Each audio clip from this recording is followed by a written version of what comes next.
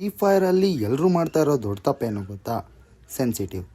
ಅದ್ರ ಬಗ್ಗೆನೇ ಈ ವಿಡಿಯೋದಲ್ಲಿ ನಾನು ಹೇಳ್ತೀನಿ. ನಮಸ್ಕಾರ, ಎಲ್ರಿಗೂ ಸ್ವಾಗತ ಸುಸ್ವಾಗತ. ಓಲ್ಡ್ ಪ್ಲೇಯರ್ಸ್ಗೆ ಮತ್ತು IQ ಇರೋರಿಗೆ ಇದು ಆಲ್ರೆಡಿ ಗೊತ್ತಿರೋ ವಿಷಯನೇ, ಬಟ್ ಹೊಸಬ್ರಿಗೆ ಹೇಳ್ತಾ ಇರೋದು ಅಷ್ಟೇನೆ, ಮತ್ತು ಗೊತ್ತಿಲ್ಲದಿರೋರ್ಗೆ ಹೇಳ್ತಾ ಇರೋದು. ವಿಷಯಕ್ಕೆ ಬರೋಣ. ಎಲ್ಲರೂ ಮಾಡ್ತಾ ಇರೋ ದೊಡ್ಡ ತಪ್ಪೇನು ಗೊತ್ತಾ? ಬ್ರೋ ನಿಮ್ಮ ಸೆನ್ಸಿಟಿವ್ ಹೇಳಿ, ಇಲ್ಲಾಂದರೆ ಯೂಟ್ಯೂಬಲ್ಲಿ ಇವ್ರ ಸೆನ್ಸಿಟಿವ್ ಕೇಳೋದು, ಅವ್ರೇನು ಯೂಸ್ ಮಾಡ್ತಾ ಇದ್ದಾರೆ ಅದನ್ನು ಕಾಪಿ ಮಾಡಿಕೊಂಡು ಅವ್ರ ಗೇಮ್ ಪ್ಲೇಗೆ ಯೂಸ್ ಮಾಡೋದು. ನೋಡಿ ಗುರು, ನನ್ನ ಡಿವೈಸು ನಿನ್ನ ಡಿವೈಸು ಸೇಮ್ ಅಲ್ಲ. ಇನ್ನೊಂದು ತಪ್ಪೇನು ಮಾಡ್ತೀರಾ ನೀವು ಅಂದರೆ, ಇವ್ರದ್ದು ಸೆನ್ಸಿಟಿವ್ ಈಸ್ಕೋತೀರಾ, ಹಾಕೋತೀರಾ, ಡೈರೆಕ್ಟ್ ರ್ಯಾಂಕ್ ಮ್ಯಾಚ್ ಹಾಕ್ತೀರಾ, ಹೋಯ್ತೀರಾ, ದುಬಾರ್ ಅಂತ ಸದೋಯ್ತೀರಾ.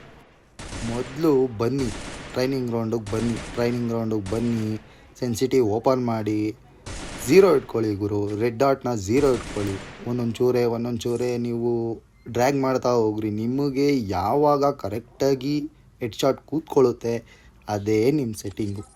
ಇದು 2x ಆಗಲಿ 4x ಆಗಲಿ ಸ್ನೈಪರ್ ಆಗಲಿ ಫ್ರೀ ಲುಕ್ ಬಂದು ಕಣ್ತಾರ ಇರುತ್ತಲ್ಲ, ಜಸ್ಟ್ ಆ ಕಡೆ ಈ ಕಡೆ ಅದಕ್ಕಷ್ಟೇನೆ. ಅದು ರೆಡ್ ಡಾಟ್ ಗುರು, ರೆಡ್ ಡಾಟಲ್ಲೇ ಇರೋದು.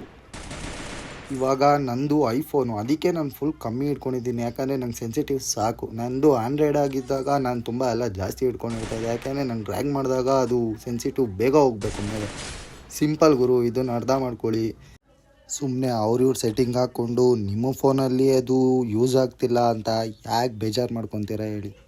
ಅದಕ್ಕೆ ಹ್ಯಾಕಿಂಗ್ ಅಂತೆ, ಪ್ಯಾನಲ್ ಅಂತೆ, ಅದಂತೆ ಇದಂತೆ ಏನನ್ನ ಯೂಸ್ ಮಾಡಿ ಗೇಮಿಂಗ್ ಕಲ್ಚರ್ನೇ ಕೆಲವ್ರು ಹಾಳು ಮಾಡಿ ಇಟ್ಬಿಟ್ಟಿದ್ದಾರೆ. ಅದಕ್ಕೆ ಗೇಮ್ನ ಸಿಂಪಲ್ಲಾಗಿ ಆಡಿ ಖುಷಿ ಪಡಿ.